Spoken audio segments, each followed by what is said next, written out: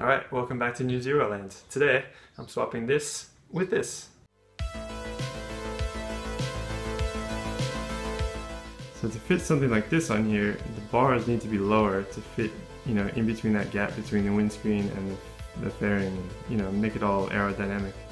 And to sort of fit the lower bars, I had to add on this tank cover or charger cover and a sport bike seat that, just makes it more sporty and more aggressive.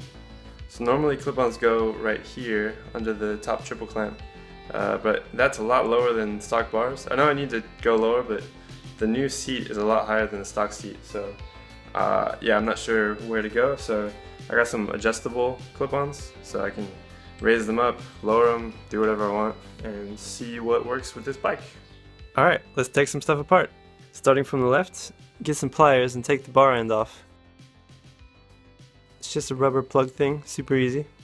To get the grip off, just twist it a lot. I don't really have any tips, it actually came off pretty easy. And the surface on the bar underneath is pretty grippy, so it holds it in place. Next up, we have the turn signal, high beams, horn, flasher box thing, and there are two screws on the bottom that you have to remove. So these bolts are pretty long, but there's a shorter one, and the shorter one goes in the hole closest to you, so just remember that. This comes off, and then there's a zip tie here that I'll just have to cut and replace on the new bars. Yeah. And then just two 5mm hex bolts on the bottom of the mirror, and that comes off. Now for comparison, this is kind of what it's going to be like.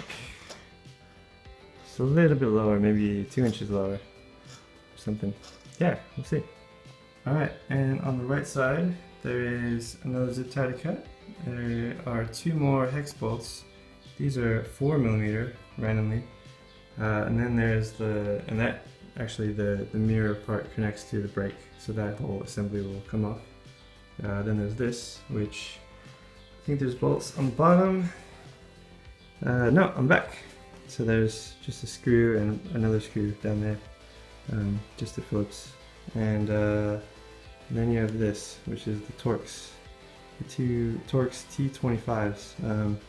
And my buddy Panero actually told me that you don't have to take that all apart, because if you do, it'll be a mess putting them back together. So all you have to do is loosen them, take the whole bar off, and then this will just slide out and it'll slide back onto the new bars.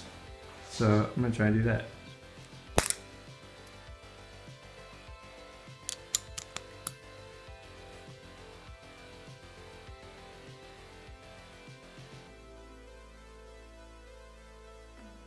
One interesting thing about the throttle is that there's a little hole, not like on the left side, the hole that there's a pin on the inside of this, so you can still leave the two Torx bolts in, just loosen them enough and then pop it up, and then kind of like you can rotate it up, and then you can get to the other screw on the mode selector like kill switch module, and then you can remove that.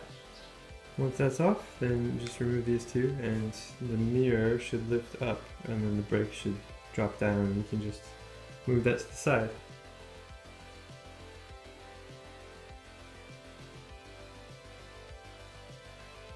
Alright, so now that all that stuff's removed, we need to take the throttle off, and it should just slide, but since there's the cable that connects it, the easiest way to do this is to remove the bar and then slide it off that way.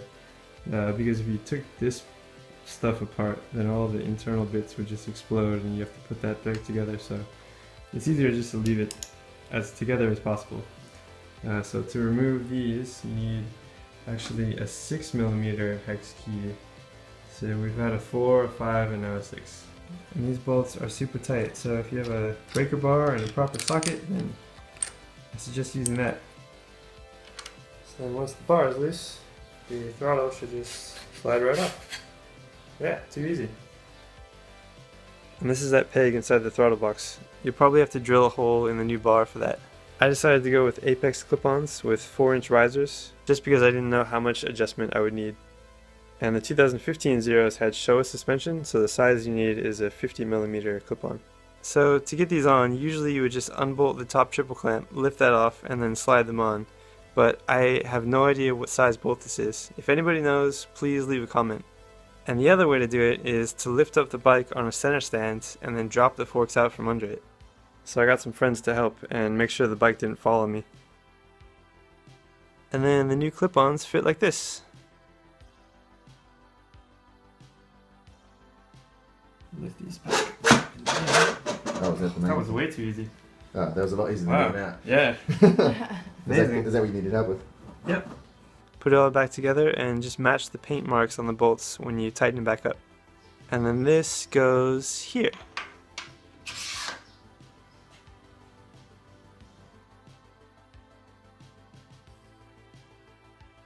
And with the magic of editing, everything is back together and it didn't actually take 4 hours. Alright, so the clip-ons are installed. They look great. They're a lot lower than stock, so the fairing should fit.